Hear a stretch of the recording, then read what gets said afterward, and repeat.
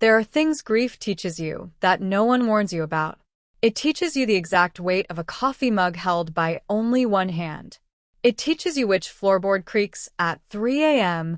when you get up, because sleeping feels like a betrayal of the silence. It teaches you that a person can leave a house and leave an entire atmosphere behind, the specific way a room smells when someone loved it, the particular angle of evening light that no one else ever sat in quite the same way. Grief teaches you these things quietly, patiently, without your permission. I learned all of them in the 14 months after Daniel died. But the strangest thing grief ever taught me was the thing I learned from a woman I had never met. A woman who sat at my husband's grave every single Sunday for 6 months before I finally found the courage to ask her why.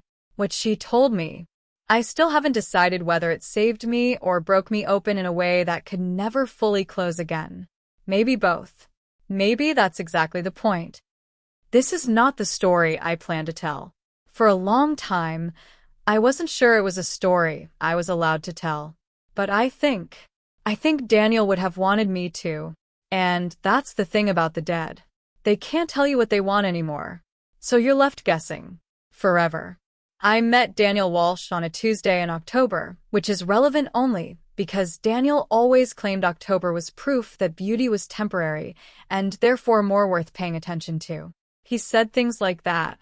Quiet, strange, beautiful things that arrived sideways when you weren't expecting them. He was a high school history teacher who spent his lunch breaks reading biographies of people history had forgotten on purpose. He drove a 10-year-old Volvo with a cracked dashboard he kept meaning to fix and never did.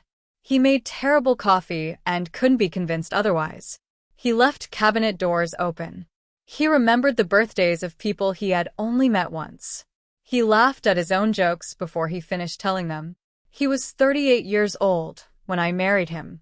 41 when he died. And in those 3 years between the wedding and the funeral, I learned the specific geography of loving someone, the peaks and the valleys, the terrain you navigate in the dark because you've walked it so many times you no longer need light. I learned the way he breathed when he was pretending to be asleep because he didn't want to talk yet. I learned the specific silence that meant he was carrying something too heavy to name. I learned that he cried at documentaries about animals and was embarrassed about it every single time. I learned him the way you learn a language you didn't know you needed until you were already fluent. And then he was gone. Not dramatically. Not the way stories usually frame it, with some cinematic final moment full of meaning and last words carefully chosen. A car accident on a Wednesday morning. He was on his way to school. He had left a half-eaten piece of toast on the kitchen counter. I found it when I came home.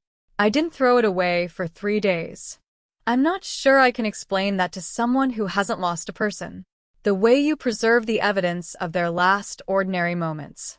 The way ordinary becomes sacred so suddenly and so completely that you catch your breath standing in your own kitchen, staring at a piece of cold toast, understanding for the first time in your life that ordinary was the miracle and you didn't know it. The first months are fog. Everyone told me that, and everyone was right, but being told something and living through it are two entirely different countries with no translation between them. I went to work. I responded to emails. I had conversations I couldn't remember an hour later. I ate food someone brought over, thanked them in the right places, cried in the shower where the sound was covered, and slept on my side of the bed because crossing to his felt like a line I couldn't uncross. I did all the things you do. And 6 weeks after the funeral, I started going to the grave. Not because anyone told me to, not because it helped exactly, but because it was the only place where I didn't have to pretend he wasn't dead. I could sit there and not perform grief. I could just be in it. The cemetery was a small one, the kind that exists in small towns in New England, old stones tilted at angles, oak trees that had been there since before anyone alive could remember, paths worn soft by decades of people walking through their worst days. Daniel's stone was simple. He would have wanted that. His name. His years. And below them, a line from a poem he had once underlined in a library book and read aloud to me in bed on a Sunday morning, voice still rough with sleep. What we leave behind is not what is engraved in stone monuments, but what is woven into the lives of others. Thucydides. I had chosen it. I had stood in the funeral home trying not to fall apart, and I had pointed at those words because they were his. Because he had read them to me. Because they were the truest thing I could think of to put where his body was. I visited every Sunday. For the first month, I was the only one there. And then she appeared. I noticed her the way you notice something that doesn't fit the pattern, not dramatically, not with alarm, but with a small interior pause. A woman. Older than me by perhaps 20 years. Silver hair pulled back neatly beneath a dark wool coat. She carried flowers, not grocery store flowers, not the generic sympathy arrangements I had become fluent in reading. These were specific flowers. White ranunculus. Pale blue forget-me-nots. Tied loosely, the way someone ties flowers when they know what they're doing. She stood at Daniel's grave. Not near it. At it. Head slightly bowed. Lips moving just faintly, the way people move their lips when they're speaking words too private for sound. I sat on the bench at the edge of the path, about 40 feet away. I watched her for a long moment. Then I looked away because watching felt wrong. Because this is what the cemetery is, a place where people bring their most private pain, and the unspoken agreement is that everyone looks away. When I glanced back, she was already gone. I told myself she had lost someone buried nearby. I told myself the proximity to Daniel's stone was coincidence. I walked home. I made dinner. I sat at a table built for two and thought about white ranunculus until I fell asleep in my chair. The second Sunday, she was there again.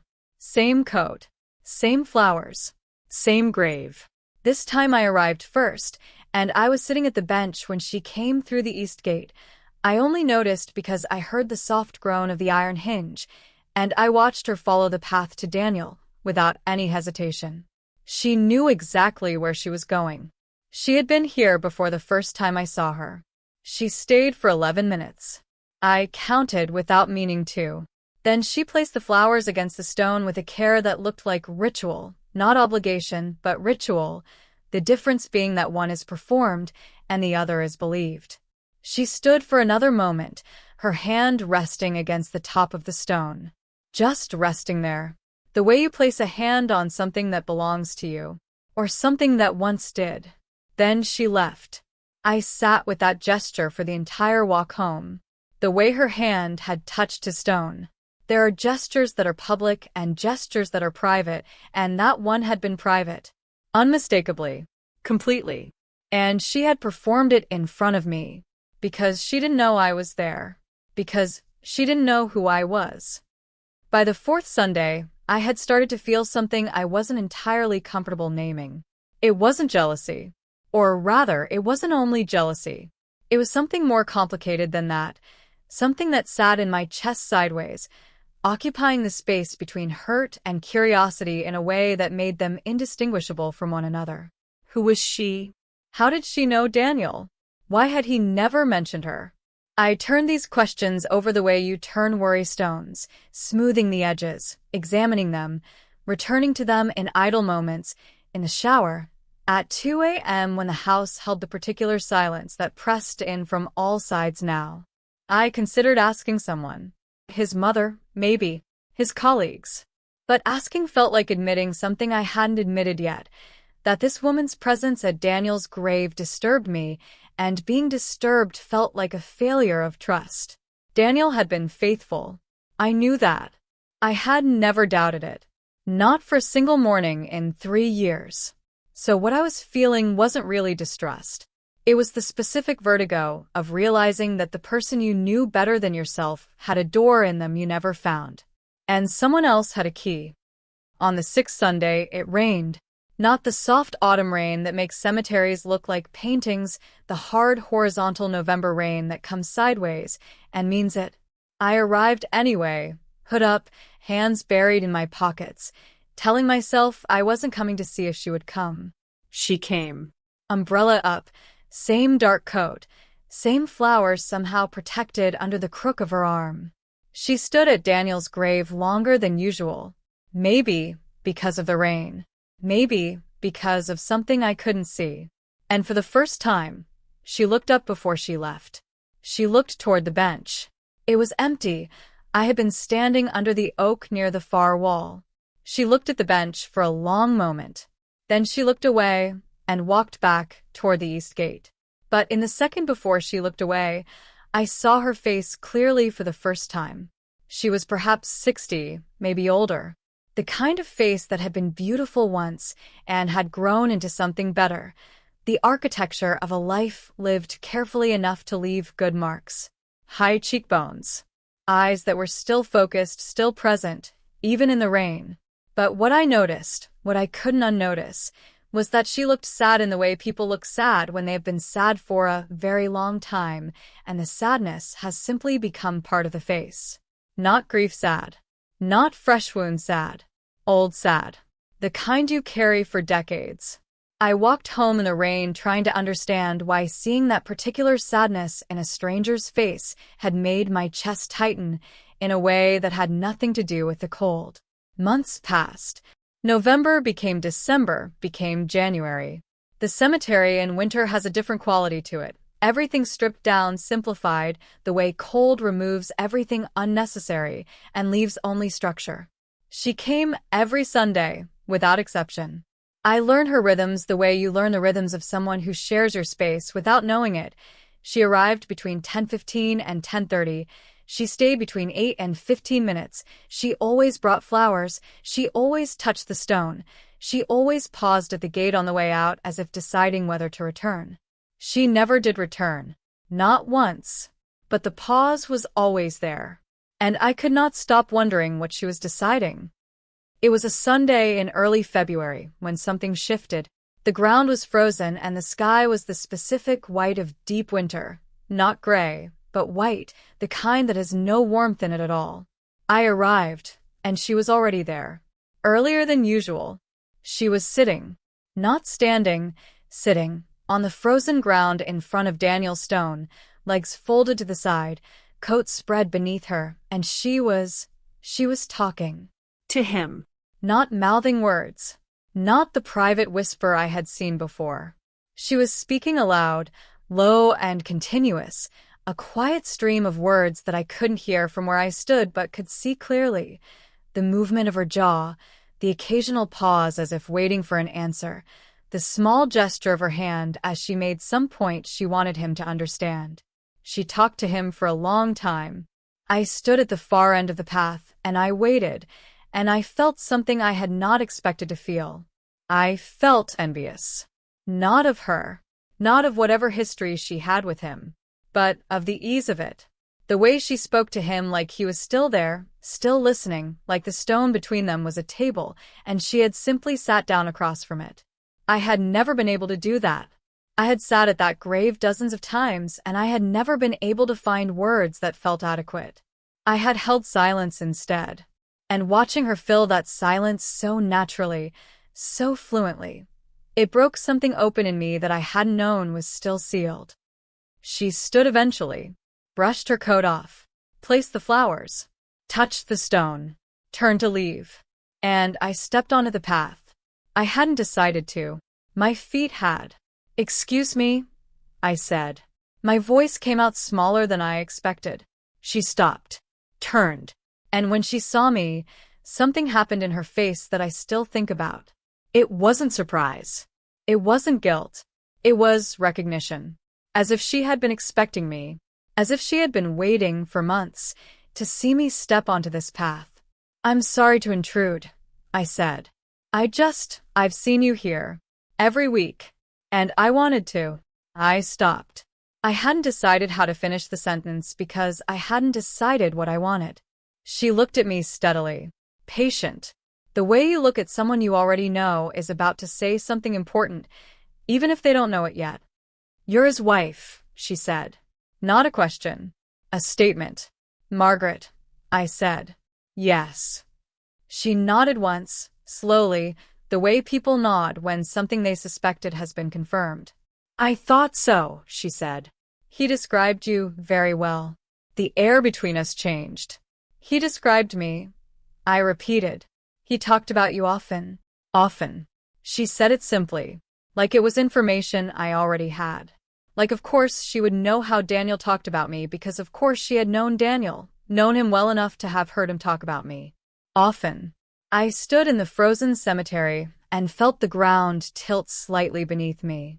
I'm sorry, I said. I don't know who you are. And she looked at me, this woman with the old sadness in her face and the white ranunculus in her hands, and she said, No. I don't suppose he would have told you about me. She didn't say it bitterly. She didn't say it with anger or accusation. She said it the way people state facts that have long ago stopped hurting, not because they've healed, but because they've simply been true for too long to be surprised by anymore. Would you like to sit down? She asked. She gestured toward the bench. And I followed her. Because what else do you do when a stranger at your husband's grave tells you she knew him, that he spoke of you often, that she is unsurprised he never mentioned her? What else do you do but sit down and find out what you don't know about the man you loved? Her name was Catherine Hale. She said it simply, offered it like something she had been holding in her palm for months, waiting for the moment to hand over. Catherine Hale. I repeated. He called me Cat, she said. Then, after a pause. Most people do. She sat beside me on the bench with her hands folded around the flowers in her lap, and I noticed again what careful hands they were, not elegant, but precise. The hands of someone who had always done things deliberately. How did you know Daniel? I asked. She took a breath. The kind of breath that precedes something long. I was his mother's closest friend, she said. For 30 years. Before Eleanor passed. Eleanor. Daniel's mother had died for years before Daniel himself. Cancer. Swift and unforgiving. I had met Eleanor only 3 times before she died. We had married late in Daniel's life, and Eleanor was already ill, and those 3 visits had the particular quality of time measured carefully because everyone in the room was counting it. I knew Daniel from the time he was 7 years old, Catherine said. I watched him grow up. I was there for most of the important things. She said it without possession, without any claim, just fact. I didn't know that, I said. He didn't like to talk about his childhood very much, she said. Not because it was unhappy. I think because it was the part of him that belonged most to Eleanor. And after she was gone, she paused. I think those memories became very private. I thought about what she'd said. About Daniel and privacy. He had been private in a way I had always respected without examining. The way you don't press on a door that appears to open inward. I had loved that about him. His interiority. His interior rooms. I had never thought about what might be kept in them. He came to see me, Catherine said. After Eleanor died. He did. Several times, yes. He would call. We would have lunch somewhere. She looked toward the grave. He needed someone who had known her. Someone he could talk about her with. His sister lives in Scotland. His father has been gone since Daniel was 16. She paused. And I suppose I needed it too. She said that last part quietly, with something that sounded like gratitude. I didn't know he saw you, I said. He mentioned it, perhaps? She glanced at me. He mentioned having lunch with a friend of his mother's. Once or twice. He didn't, I stopped. He didn't give a name. He hadn't given her name. I had never asked. Had I never asked? I tried to remember. Those conversations, Daniel at the kitchen counter, peeling an orange, saying something about lunch with an old friend of his mother's, the way you mention something that is real but peripheral, something that doesn't require an audience. I had nodded. I had asked if it was nice. He had said yes. I had moved on. I had never asked her name. And I couldn't decide now whether that was natural or whether it was evidence of a gap in attention I hadn't known I'd had, a small, ordinary failure of curiosity that now, sitting beside this woman, felt like something larger than it should. He came to tell me he was sick, Catherine said. The sentence arrived without warning. I turned to look at her. In the autumn, she said. About 8 months before the accident. He called, said he needed to speak with me about something. We met at that cafe on Hadley Street, she named it. The cafe on Hadley Street.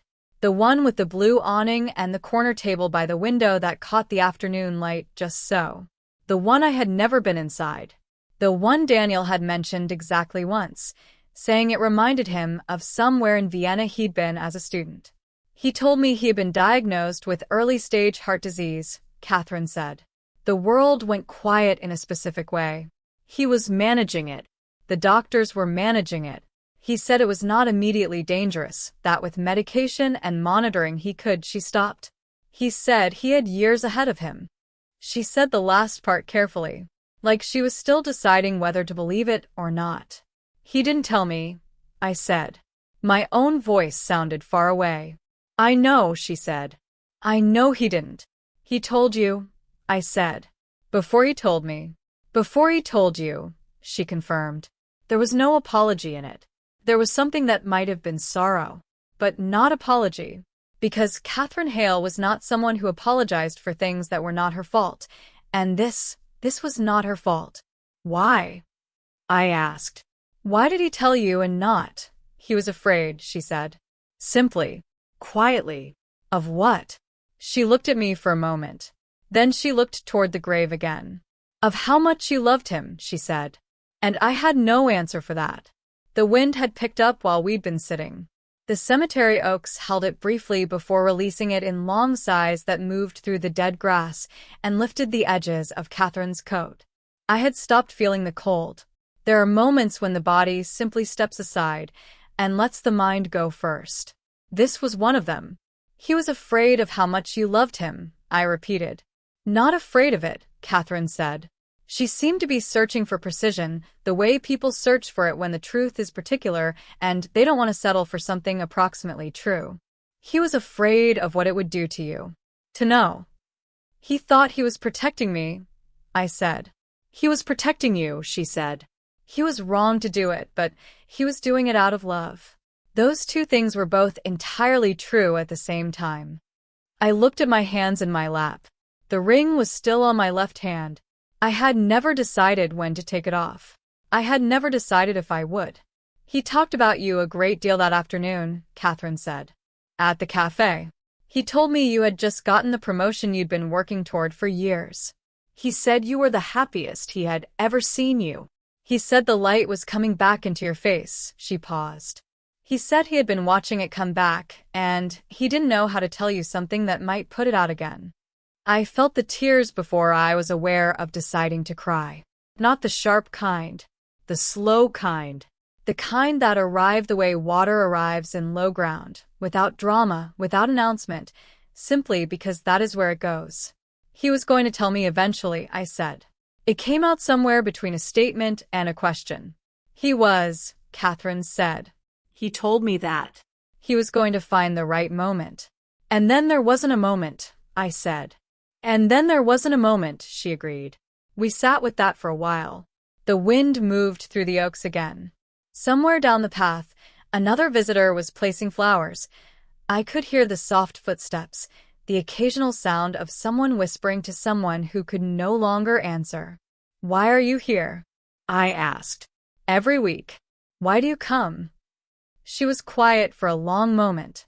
Because Eleanor asked me to, she said. I looked at her. Eleanor was dying, Catherine said. The last time I saw her, she was in hospice. And she made me promise her something. What? She made me promise to look after him, Catherine said. To keep an eye on him. To be present in his life in whatever way he'd allow, because she was terrified of leaving him without. She stopped. She cleared her throat. She said he carried his losses quietly. That he had always carried them quietly. His father. Then her. She was afraid that if he lost too much quietly, he would simply keep it too far inside where it couldn't be reached. I thought about Daniel. About the way he had told me his mother was sick, quietly. About the way he had talked about his father, in past tense briefly with economy. About the half-eaten toast on the kitchen counter. About the cabinet doors he never closed. About the untouched library book on the nightstand that I had finally read 6 months after the funeral, trying to understand what he had found in it, and had wept through the last 50 pages without fully knowing why. She was right, I said. She usually was, Catherine said. And for the first time, something shifted in her face. Something eased, just slightly, some long-held tension that released at the corners of her mouth. What did he tell you? I asked. When he came to see you. After Eleanor. What did he tell you about himself? She considered this. He talked about teaching, she said. About a student he was worried about. A boy who reminded him of himself at that age, he said. Bright, but sealed. He was trying to find a way in. I closed my eyes briefly. I could see it. I could see Daniel standing in a classroom after the other students had left, catching the eye of a quiet boy in the back row, asking some sideways question that opened a door without forcing it. That was exactly how he would have done it. That was exactly who he was. Did the boy let him in? I asked. I don't know, Catherine said. He only mentioned it the once. She reached into her coat pocket. For a moment, I thought she was reaching for her phone or keys. But she produced a small envelope, worn at the corners. She held it for a moment without offering it. He gave me this, she said. The last time I saw him. 3 weeks before the accident.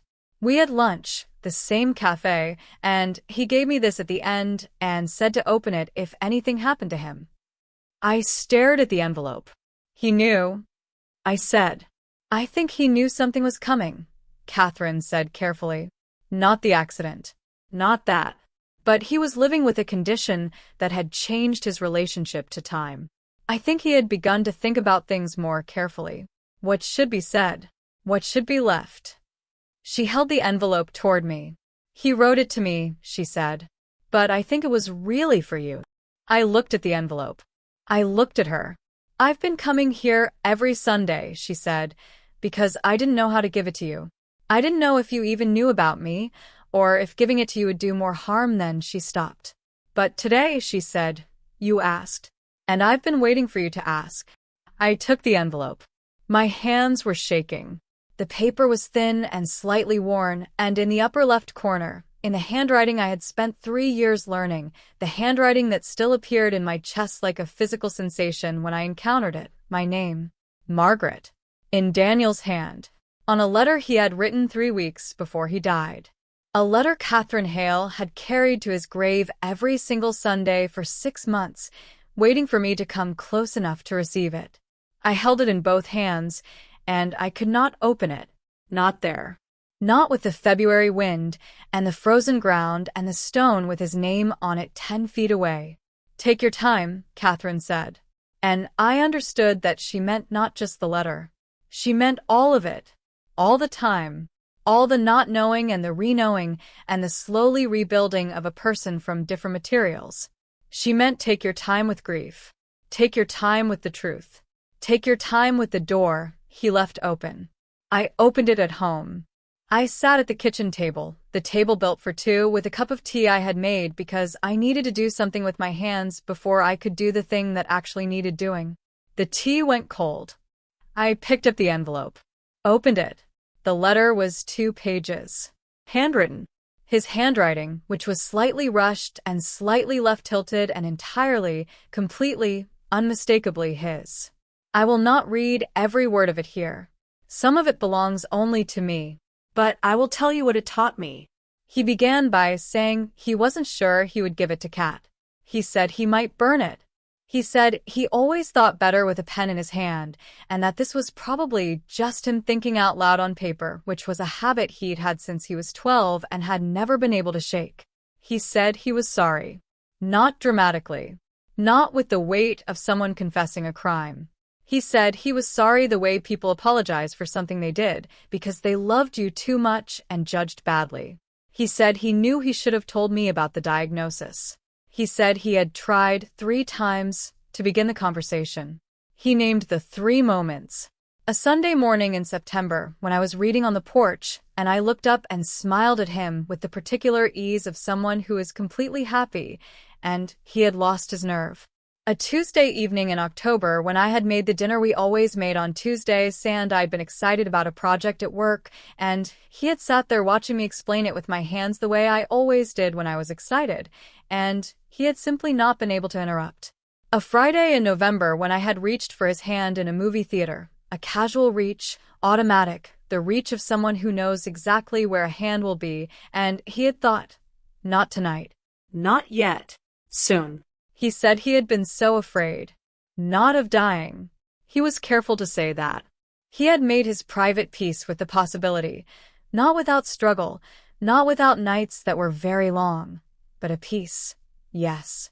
What he was afraid of was the look that would come into my eyes. He said he knew the look. He had seen it once, briefly, when I had told him about losing my brother years ago. He said he had watched the light change in my face that day, and he had not been able to bring himself to cause that same change. He said he knew this was wrong. He said he knew it was a form of theft, taking away my right to know, my right to choose how we spent the time. He said he had spent many nights on the wrong side of that argument with himself, and had lost every time. He said he was sorry. He said he loved me in the specific way that made him stupid about all the things she should have done differently. He said he hoped, if she gave it to me, that I would understand. Not forgive, necessarily. Understand. He said those were different things and he knew the difference. The second page was shorter.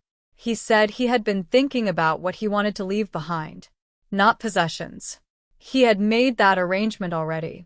He meant something else. He said he wanted to leave me the ability to be happy again. He wrote it plainly, without sentimentality.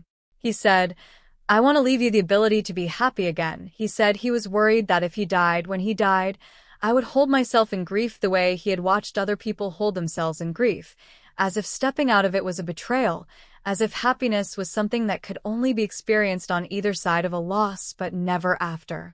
He said he had watched his mother do that after his father left. He said Eleanor had spent 20 years turning down the light of herself because she believed the light was inseparable from the grief. He said he thought that was the saddest thing he had ever seen. He said, please don't do that. I'm asking you specifically and deliberately not to do that. He said, you are the best thing that happened in my life. Not being loved by you, but watching you exist. You reading in the morning. You explaining things with your hands. You laughing at your own jokes before you finish them. I stopped at that last line. I had always laughed at my own jokes before I finished them. He had told me that. Teased me for it. I had never realized he'd given it to me. I had never realized I had taken his habit and kept it without knowing. I put the letter down, and I cried for a long time. Not the shower kind. Not the private, hidden kind. The full kind. The kind that clears something. At the bottom of the second page, a postscript. It said, P.S. If Kat gives you this, tell her Eleanor would be proud of her. Tell her I'll tell Eleanor myself when I see her. And tell her the forget-me-nots were always Eleanor's favorite. I sat with those words. The forget-me-nots in the pale blue bundles Catherine brought every week. Not for Daniel. For Eleanor. The woman who had made her promise. The woman Catherine had spent 6 months honoring. While I had spent 6 months watching and wondering and not asking. I called Catherine that evening. She answered on the second ring, as if she had been sitting somewhere waiting for the phone. He said the forget-me-nots were Eleanor's, I said. A pause. They were, she said. Eleanor loved them. She said they were the only flower with something useful in their name. I laughed. I wasn't expecting to laugh. It arrived the way laughter arrives after the very worst of it. Unexpected, almost shocking, and completely necessary. Catherine laughed too, quietly. And in the sound of it, I heard something that had been absent from my life for 14 months, the specific texture of shared memory, the warmth of a laugh that carries the weight of a person you both loved. He said to tell you Eleanor would be proud of you. I said. Silence. Long enough that I wondered if the line had dropped. He didn't, she said. He did. It was in the letter. Another silence. And then barely audible, the sound of someone breathing carefully. Thank you, she said. 2 words. But I understood exactly what was in them. The 6 months of carrying the envelope through the cold, the 3 decades of friendship with a woman who was gone, The 30 years of watching a small boy grow into a man, and then standing at his grave in February trying to find the words to tell him she kept her promise.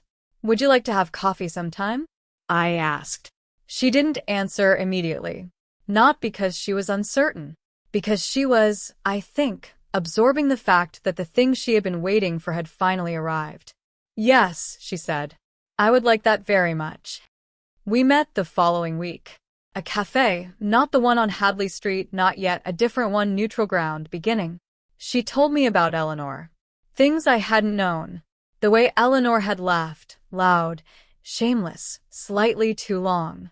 The summer she and Catherine had taken a train across Europe for 3 weeks in their 30s with $40 between them and the absolute certainty that something would work out. The way Eleanor had spoken about Daniel from the time he was very young, with the particular pride of a mother who suspects her child is going to surprise the world and is patient enough to wait. I told Catherine things I hadn't told anyone.